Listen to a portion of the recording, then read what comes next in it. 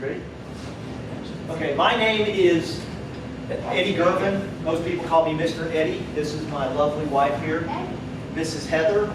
I am a welder by trade. That's what I do for a living every day. I work for Core Slab Structures over in Cedar Park. We do precast concrete. Mostly what I do is the stuff that goes in the concrete that allows them to attach it to other pieces of concrete or attach it to other pieces of steel to put a building up. If you've ever been in a parking garage, odds are it's precast concrete, and odds are we built it.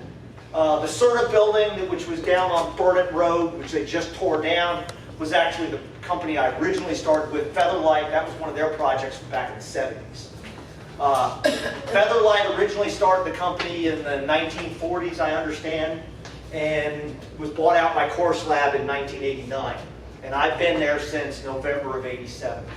Like I said before in here, I originally started out as a carpenter.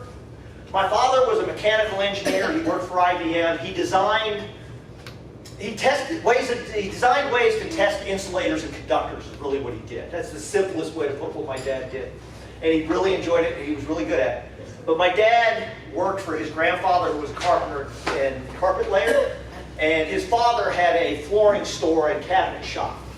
My dad never turned down a do-it-yourself project. I mean, we did everything. We built buildings. In fact, every building on my farm, me and my dad built. It was a dream project for ours, and we finally got to do it when I bought the place. And so I grew up around carpentry. My dad had, it's a hard rig to describe, but basically if you've ever seen a little plumber's propane torch, it was one of those cylinders that you would hook up to a longer hose, and then it had a container thing alongside of it that you would put these discs in it and light them on fire. You would light them with a plumber's torch and drop them in there. And they actually date back to the early days of submarines, and they're oxygen-generating pellets is basically what they are. And you could create enough heat to silver solder or braze with it. And my dad did a couple of little things around our house with it.